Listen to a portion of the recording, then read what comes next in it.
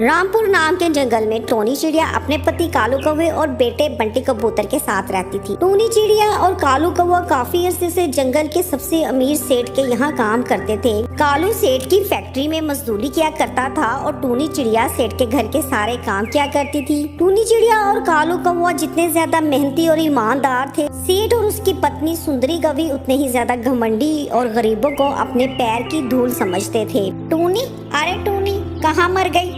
इधर आ जल्दी। जी मालकिन बताइए। क्या बताऊं, 1 घंटे पहले तुझे कहा था कि घर के सारे काम जल्दी से निपटा कर मेरे पास आ जा। पार्टी के लिए तैयार होना है, मगर तेरे कानों तक तो आवाज ही नहीं जाती।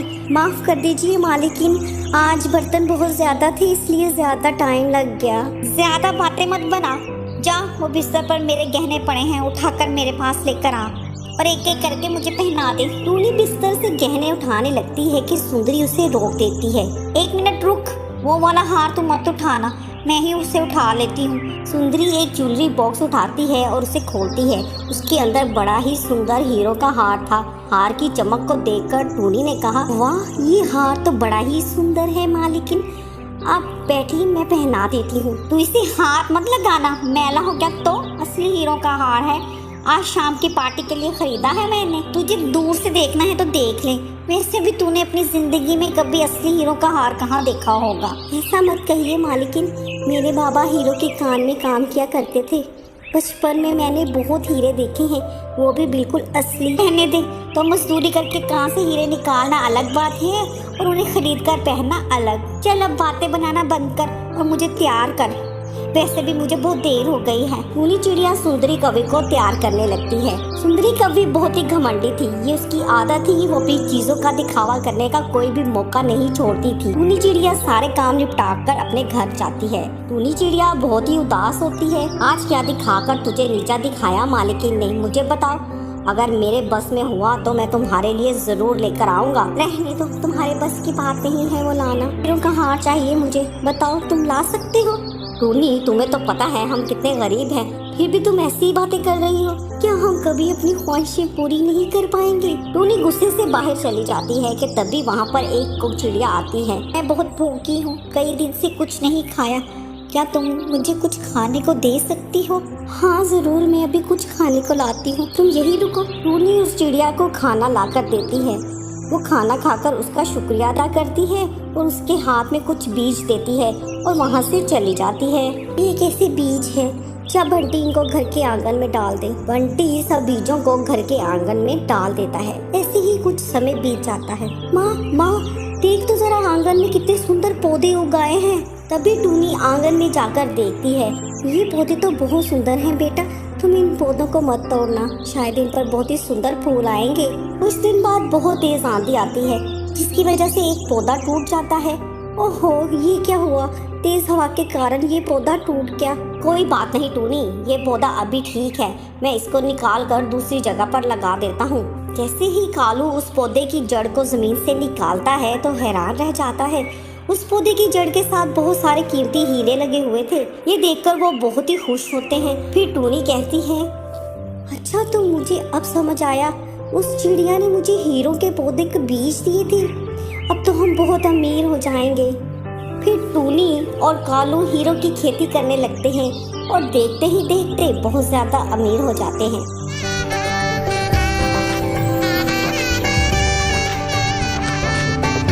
टोनी चिड़िया अपने दिल में हजारों अरमान सजाए डोली में बैठकर अपने घर आ जाती है। टोनी चिड़िया की शादी मानव चिड़िया से हो जाती है। टोनी चिड़िया तो बहुत ही खुश थी, लेकिन टोनी चिड़िया की सास बिल्कुल भी खुश न थी, क्योंकि उसकी बहू जहेज नहीं लाई थी। वो बेचारी कहाँ से इतना जहेज लेकर आती। टोनी चिड़िया तो बहुत ही गरीब घर से थी। टोनी चिड़िया ना सिर्फ सुंदर थी बल्कि बहुत ही सुशील भी थी, लेकिन उसके पिता की मौत तो बचपन में ही हो गई थी और उसकी माँ दूसरों के घरों में काम करके अपना गुजारा किया करती थी। ये मेरी बहू तो जहेज में कुछ भी नहीं लाई, अब मैं अपनी सहेलियों को क्या मुंह दिखाऊंगी। शादी की अगली सुबह टोनी चिड़िया अपनी सास चिड़िया के लिए चाय बनाकर लाती है।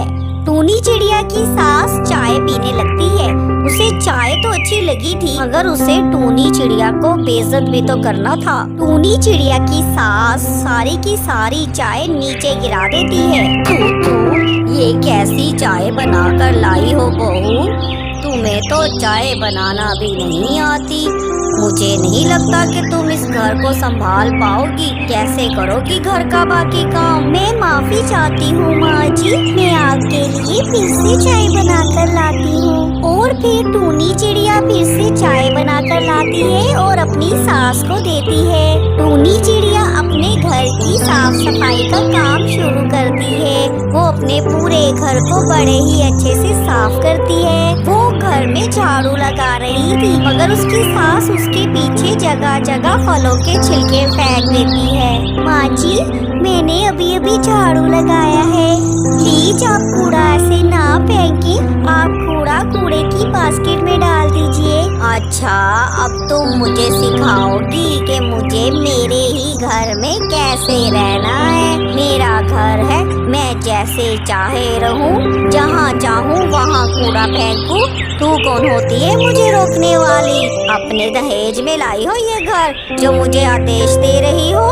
टूनी चिड़िया बहुत ही संस्कारी थी। वो अपनी सास से लड़ाई तो नहीं कर सकती थी, इसलिए वो दोबारा से झाड़ू लगा देती है। ऐसे ही वक्त गुजरता जाता है, मगर टूनी की सास टूनी को बेइज्जत करने का कोई भी मौका हाथ से जाने नहीं देती थी। फिर एक दिन टूनी की सास कालू कौवा के पास जाती है, जिसने उसके बेटे का रिश्ता करवाया था। कालू, मुझे लगता है तूने मुझसे कोई पिछले जन्म का बदला लिया है। मेरी सब सहेलियों की बहुएं इतने ट्रक भर भर कर सामान के लाई हैं, और एक मेरी बहू है जो एक जोड़ी कपड़े में ही आ गई। अरे इसमें परेशानी की क्या बात है? अपने बेटे की दूसरी शादी करवा दो। मेरी नजर में एक लड़की है। अच्छा, क्या सचमुच तुम मेरे बेटे की शादी एक अमीर घर में करवा दोगे? हाँ, और नहीं तो क्या।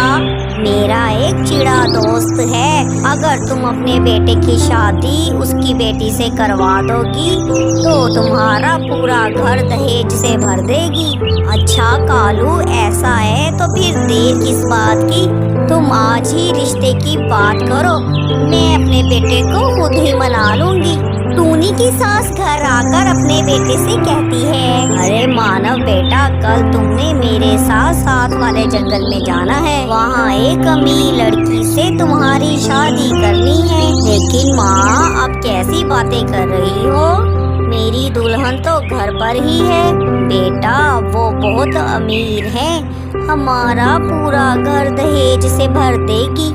ये तो कुछ भी नहीं लाई। अब तुम मुझसे ज्यादा सवाल जवाब मत करो, बस कल तैयार हो जाना। टूनी चिड़िया बेचारी सब कुछ सुन लेती है, लेकिन वो कर भी क्या सकती थी? उसकी सास ने तो दहेज न लाने की वजह से उसको कभी कुछ समझा ही नहीं था। फिर दूसरे दिन टूनी की सास अपने बेटे के लिए दूसरी दुल्हन लेकर घर आ जाती है। दूसरी दुल्हन तो अपने साथ बहुत सारा दहेज लेकर आई थी।